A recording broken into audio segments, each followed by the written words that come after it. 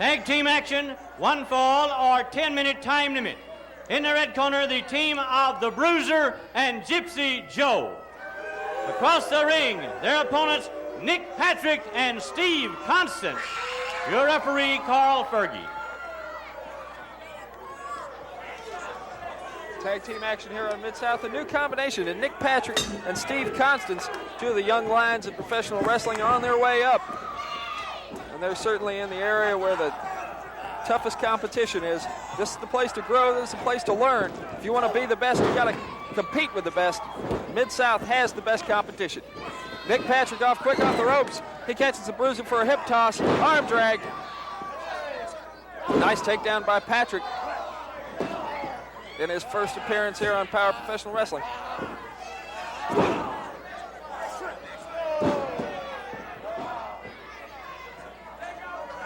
He's got the leg over on the Bruiser. I think it's admirable at that point that Patrick resorted to legal tactics while referee Carl Fergie was distracted with Gypsy Joe.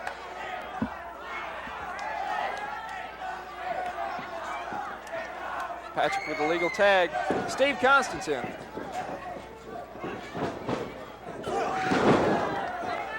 Steve Constance in on the Bruiser. He goes back to that arm drag. The arm bar, rather. He's got it locked in tight. Constance, a big, strong fella. Very good athlete.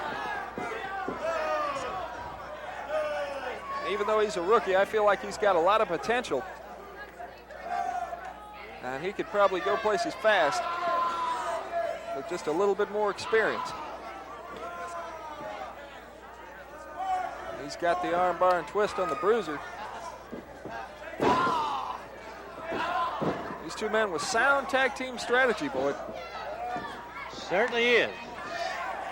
They're making the quick tags and they're attacking the same part of the body. The Bruiser manages to force his way over to make that tag. But Patrick applies the strategy to Gypsy Joe. I'm sure before this match, these two men got together and worked over their tag team strategy, and that's apparently it, to attack the arms of Gypsy Joe and the Bruiser. This is a big match for them. A victory in their favor could certainly help them out in the rankings. Could definitely move them up into contention for bigger and better things. Steve Constance out cheering his partner on.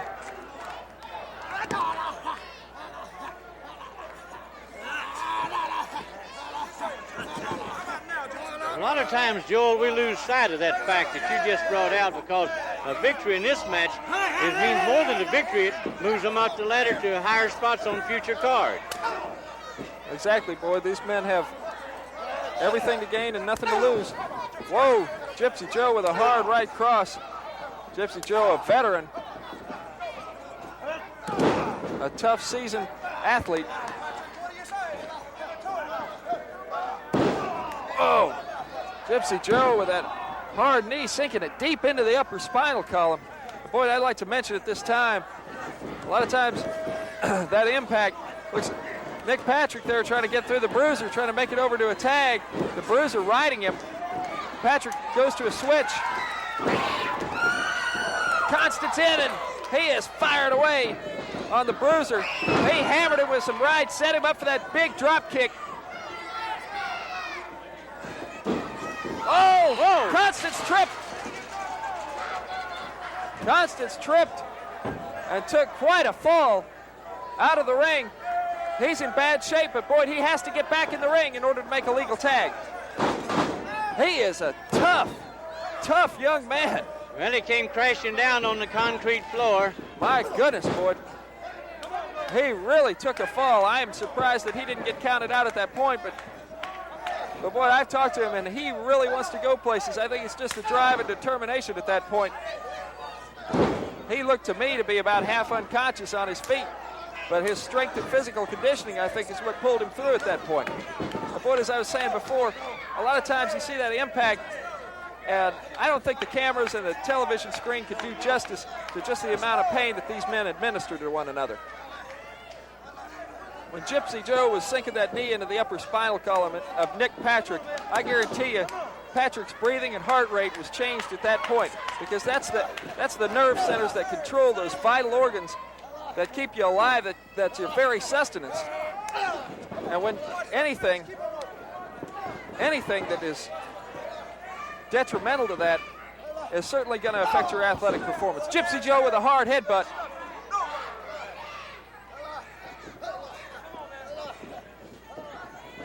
Gypsy Joe with a hard headbutt, and he has got some momentum on Steve Constance. I think it can certainly be attributed to the fact that Constance really took a hard fall on that concrete floor, and it's going to be a great tribute to him if he can fight back from this situation. The Bruiser and Gypsy Joe trying to keep him in their half of the ring, but Constance fighting back. He's getting into an area where he might be able to make that tag. A couple of really hard forearms to the midsection. He gets some momentum on the Bruiser and a nice elevation. Constance is tired. Now there's where that inexperience shows through. He needed to make that tag. He should have made it. He's coming off the ropes. What a collision.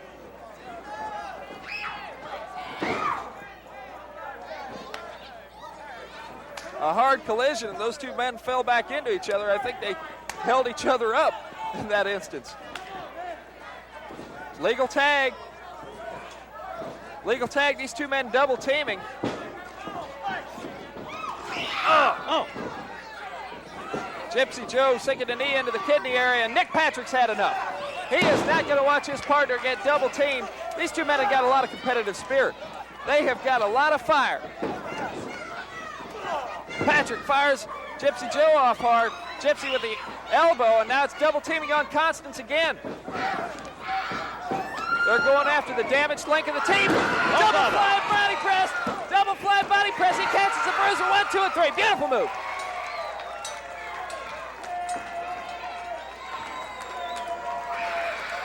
Carl Fergie.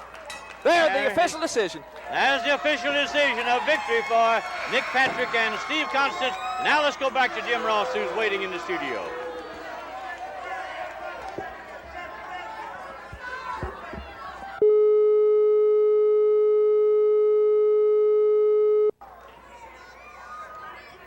This event, one fall with a 10-minute time limit, a tag team match. In the red corner, Ted DiBiase and Dr. Death Steve Williams. And their opponents, Brody Chase and Bad Bob Brown. Tommy Gilbert, your referee. It's going to be the former Mid-South Tag Team Champions in action here on PPW. Boyd Pierce with the ring introductions. Referee Tommy Gilbert calls for the bell. DiBiase circling Bad Bob Brown. Bob Brown, an extremely powerful man, as you can tell from his musculature.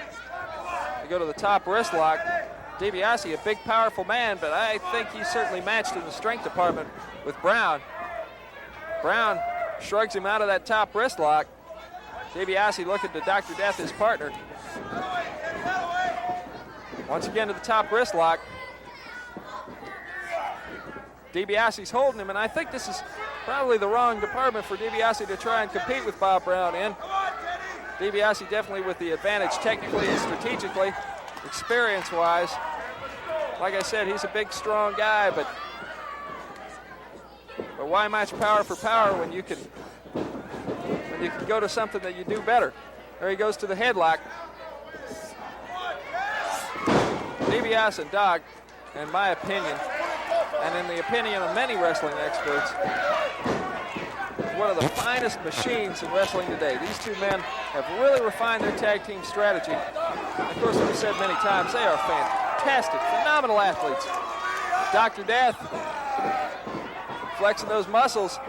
I think at that point, he outpowered Bob Brown a little bit. Whoa! Now there he definitely overpowered Bob Brown. I don't know if Brown is going to match Dr. Death in either the strength department or the raw technical expertise. There, Dr. Death, possibly technical expertise was the wrong term in that instance, but Doc certainly has the amateur advantage. He may not do it pretty, but he gets it done. And I'm sure he's testing the nickname and ring name as far as Bad Bob Brown is concerned. Oh, certainly he went to that reverse half Nelson, but it slipped off of the bald head of Brown. Oh! A hard shoulder smash, and Brown getting up very slowly from that one. Dr. Death with the tag in. DiBiase in now, and this could be it. There's a knee to the midsection, but I don't know if Brown achieved his total velocity out of those ropes yet. DiBiase rushing that hold just a little bit. Whoa! DiBiase got Brown hard the side of the face. That kick. High vertical suplex. A hard knee across the neck area. There's that tag team strategy in action, Boyd. They have not let Brody Chase into the ring yet. They practically forced the tag. DiBiase gets a little bit cocky. I think DiBiase, in all of his wrestling greatness and expertise, manages to let his ego slide in a few times when maybe it should, because this is an important match for them. They need to stay on the road and keep in contention for those tag titles. There, Dr. Death could have had the fall. He pulls Brody Chase up by the hair, and now maybe they're trying to make an example in this case. Power slam.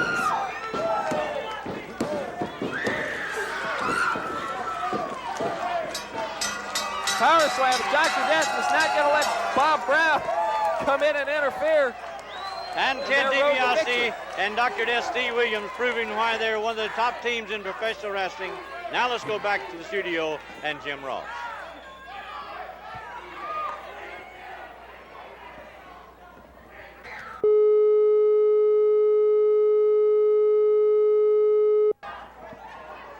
This event for the Mid-South Tag Team titles. One fall with a 60-minute time limit. In the red corner, the challengers El Casario and Dirty Dutch Mantell. And across the ring, the tag team champions Al Perez and Wildcat Wendell Cooley. Paul Fergie, your referee. It's going to be a tag team main event here on PPW. One fall with a 60-minute time limit, as Boyd Pierce said. A little bit of extra strategy, a few extra tactics I think we'll see in this match. And it is for the Mid-South Tag Team titles. What a formidable team. And El Casario and Dirty Dutch Mantell. They are going to be a test for Perez and Cooley. Of course, they've been tested by some of the best in their short reign as the Mid-South Tag Team champions. They defeated the one-man gang and Kareem Muhammad, along with Bruiser Bob Sweetan and Dr. Death. A lot of people feel like they were an upset or they were a fluke, but they're the tag team champions, and that's enough said. There, Perez going for the quick fall on Casario. Casario found himself in dangerous territory there, being next to Wendell Cooley. Perez to the armbar and twist. He goes for a standing fireman's carry. Perez with that great amateur background. And Perez really an extremely strong man. And we've seen many times when he has just flat leveled people with that hard right cross of his. Wildcat Wendell Cooley in. He ties up with Casario, the martial arts expert. Mantell has got a lot of experience in tag team action, as we've seen. Casario is such a great single competitor. I'd like to reiterate at this point that this is really going to be an evenly fought battle. These two men are matched strength for strength. Another thing, Joel, we not only have 4 great wrestlers in the ring, but we have 4 great competitors, 4 great athletes, and that makes a lot of difference in a match. Athletes are king in the Mid-South. Double arm whip. Beautiful elbow by Al Perez. Carl Fergie down for the count. A 2 count on that one. You know, I've noticed, Boyd, that these two men are starting to get their tag team strategy together more and more each time I see them. They're using more and more teamwork, which, of course, in any tag team situation is going to be advantageous. I've noticed something, too, that they're gaining a little bit more confidence, and it's starting to show through in their personalities, in and out of the ring. They're starting to get a little bit more flashy. I've seen them in some discos around, and they've really got a lot of life and a lot of fire. I think some of the young women in the Mid-South would be happy to get to know these fellas. Well, Perez there, the arm drag, Mantell complaining that his hair was pulled. There again, we see the psychology of Mantell. Boy, I think their confidence, Perez and Cooley, is even extended to the point some of the clothes they wear. They're getting a little bit more flashy. Mantell with a hard kick to the midsection. He reverses the momentum quickly. As we've seen Mantell do so many times, he can execute those high-impact maneuvers as well as anybody. Martial arts tactics of El Casario. You got to give credit where credit's due. Casario is so smooth and so fluid in all his movements. He really amazes me with the amount of, for a man that's got the kind of mass that this fella does, he really is light on his feet. Reminds me of some ways. Whoa, Casario with that hard chop to the neck. He's got Cooley in trouble. Cooley needs to make that tag at this point. Of course, it would be advantageous, even though Casario has the momentum, I think, for him to move Cooley over to the corner and get the tag as well. Quick tagging, always an advantage of tag team wrestling. Casario takes Cooley hard to the turnbuckle. You can hear the fans get behind Wendell. Here go, Wendell, go. People really starting to get behind the tag team champions. Like I said before, they have been tested by some of the toughest, and they've come out on top.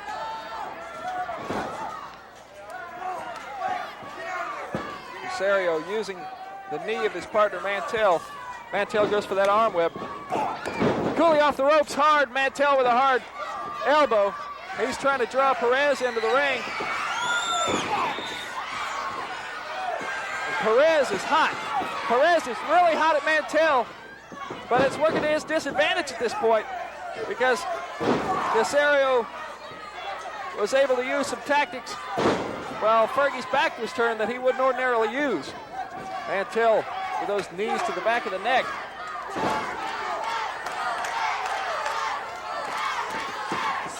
Well, the fans really get behind Cooley.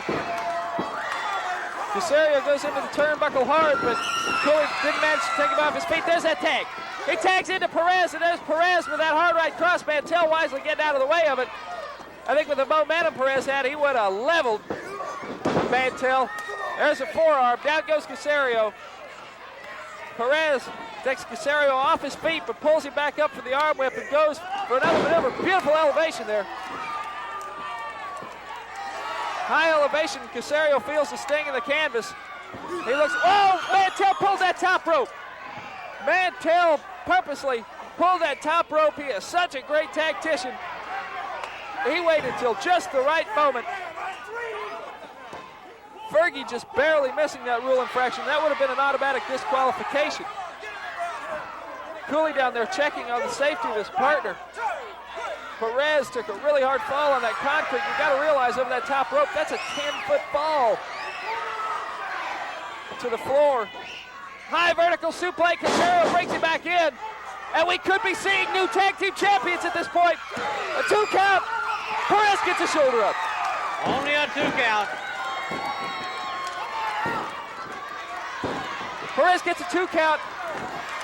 And Casario quick to the attack, trying to build that momentum, but Perez, what a fighting heart. Perez trying to fight back. Perez with a kick. Perez with a kick, and there's a big break for Perez. A key move on his part, but Casario in the way, but that doesn't stop Perez. He gets the tag to Cooley, and Cooley's in. Cooley is in, and he is fired on Casario and Mantell both. A hard chop. Casario wobbly. He's spaghetti-legged. Hard rights to the face, and Mantell from the outside. Mantell from the outside. He sinks a knee to the kidney area, but Perez isn't going to stand for it. He's in, and he's fired on Mantell. He's using that right cross to his advantage, and it's toe-to-toe with Cooley and Casario. with Mantell in now. Mantell from behind, and there's that kick. He goes for the kick, but he hits Mantell. He goes for the kick, but he hits Mantell inside cradle. Inside drop cradle, and yes! Yes, the fans are on their feet. Quickly they got him and wrapped it up. The champions, Al Perez and Wildcat Wendell Cooley, retained their tag team titles. A lot of excitement, a lot of action, so let's go back to Jim Ross in the studio.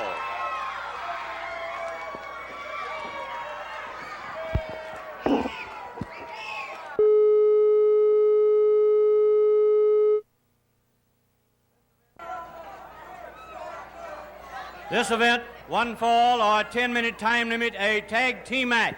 In the red corner, the team of Larry Clark and Jerry Gray.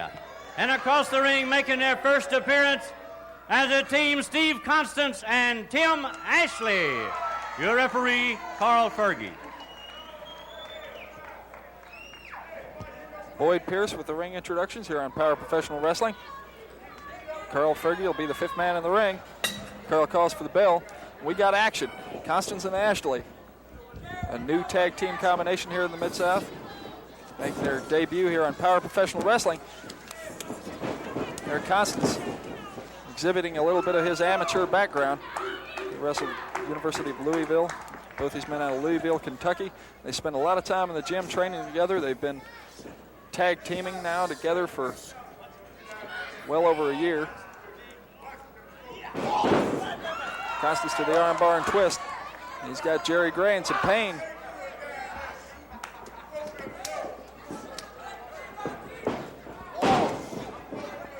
Tim Ashley now in, continuing with the armbar and twist.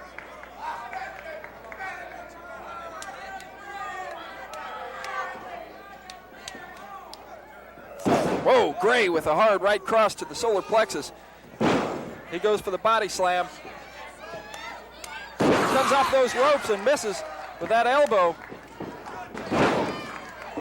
Ashley, a quick grappler for his size. Goes back to that armbar. Now Gray using the hair. Carl Fergie warning about it, counting. And Gray just throws Ashley down. I think Gray might have been a little bit intimidated by the strength of Ashley there in that particular instance. Ashley goes back to that armbar and twist. Larry Clark in a lot of pain. These two young men are quite physical. Hip toss. Extremely intense young men, but you've got to be in the Mid-South area. You've got to stay intense.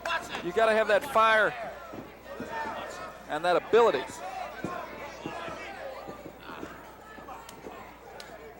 Constance tags into his partner. Good teamwork between these two men, Boyd. Whoa! Clark takes Ashley off. But Ashley jockeying for position there. An obvious strength advantage over Larry Clark. Manages to come out on top, but Clark there raking the eyes. And now Jerry Gray goes up to that second rope. He catches Ashley across the back of the neck. A hard blow, and Ashley's down.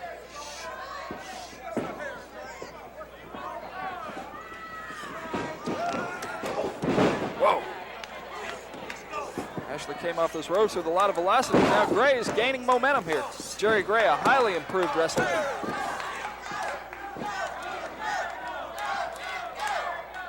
Here the fans get behind Tim Ashley. His partner Steve Constance cheering him on.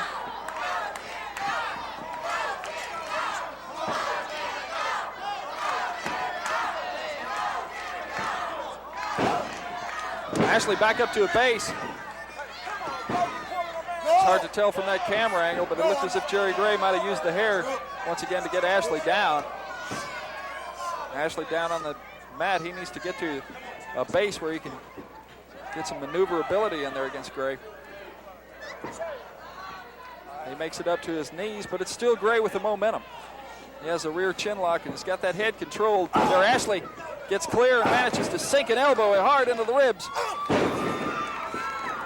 He causes Gray to relinquish that hold, and now he's coming off the ropes. But Gray sinks that knee deep into the midsection.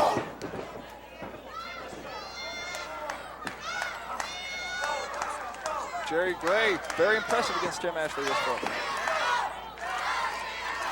But you can't discount the Louisville Sluggers. I've heard some great things about these two young men.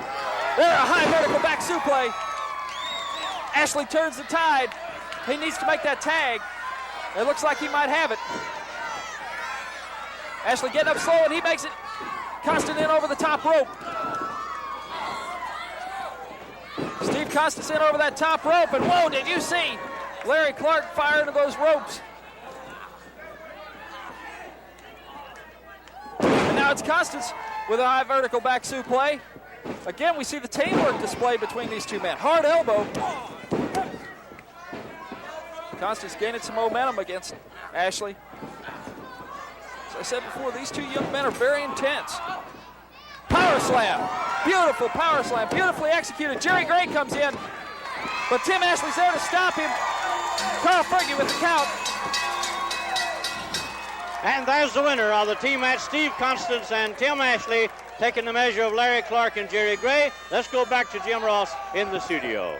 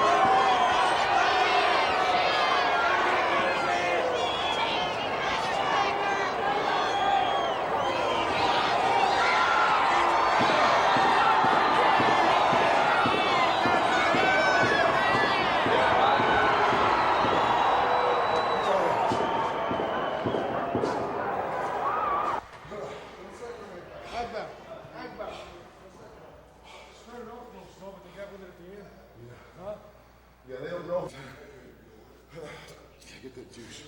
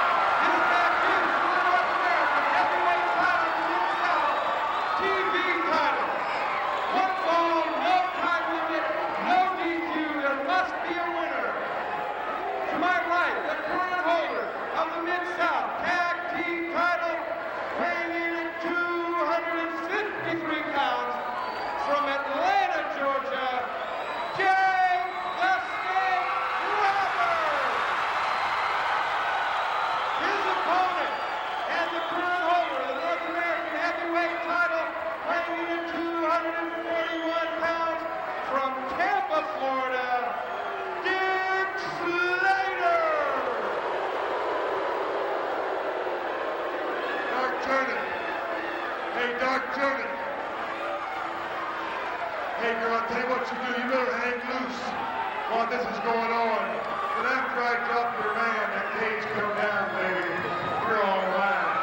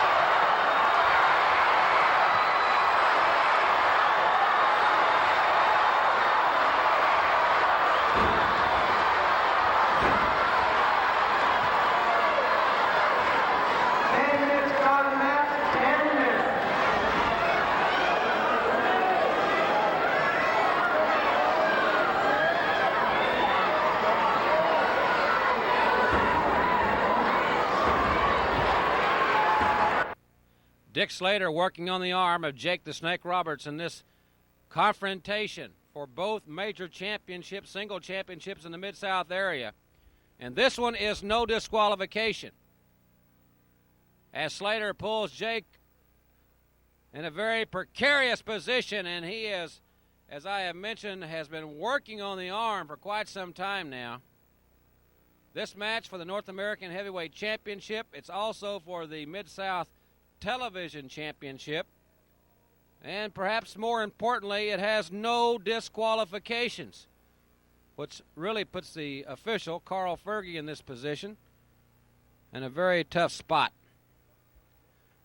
Slater now working on Jake the Snake Roberts. Tremendous crowd here at the Sam Houston Coliseum.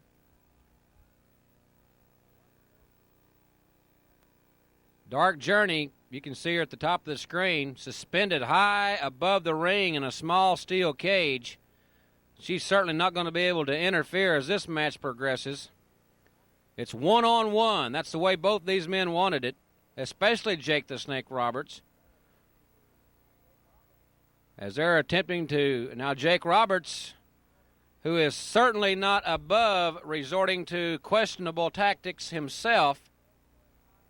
And when you get a match where the stakes are as high as this one, you really can't blame him. It's no disqualification.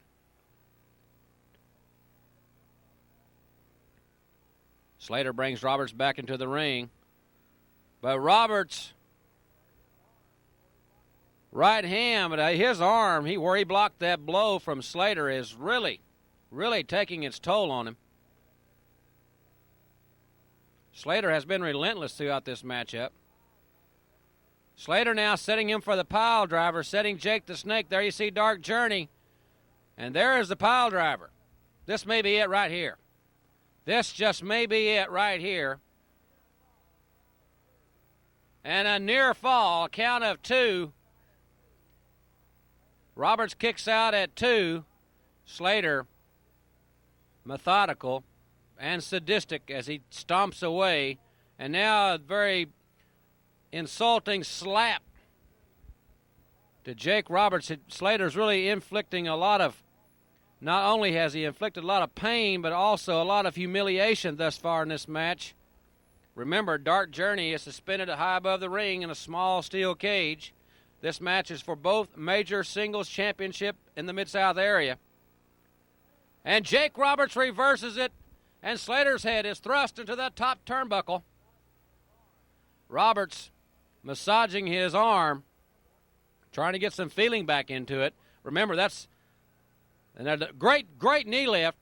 Roberts got to have the arm back mobile in order to execute the DDT. Both these men agreed to a no disqualification matchup. And Jake Roberts taking his boot off, that would have been a disqualification under normal circumstances, but this certainly isn't normal, as you see Dark Journey in the cage. This match has it all on the line. Roberts with his boot off, and Slater is crowned. Jake Roberts now has turned the tide. The momentum has swung in favor of the Snake. And he has his sights set on the North American title and the television title. And I thought he was going for the DDT right there. Side Russian foot sweep by Dick Slater. Jake a little bit slow in executing the DDT. Slater, the veteran. And there you see Dark Journey has dropped something. She's dropped something out of that cage. Slater's wrapping it around his hand. Looks like a small chain. Dick Slater has been tossed something by Dark Journey, but once again, remember, this match was no disqualification, and a clothesline by Jake the Snake Roberts. Dick Slater is on Dream Street.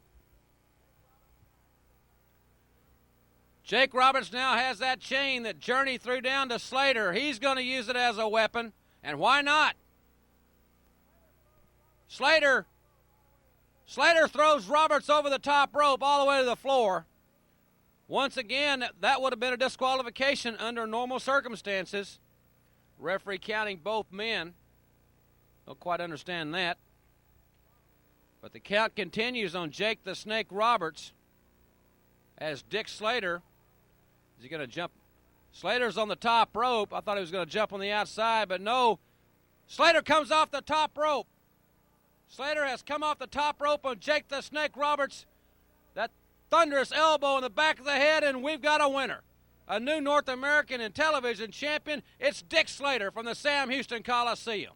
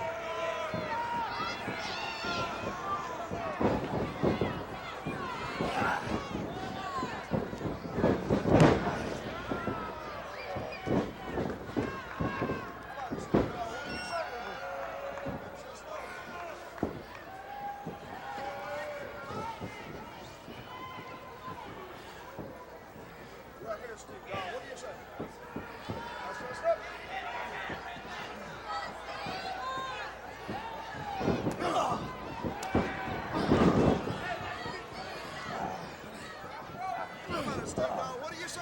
Give it up. Says up. Says up. Yeah. How about it, dog? What about now? No. 1, 2.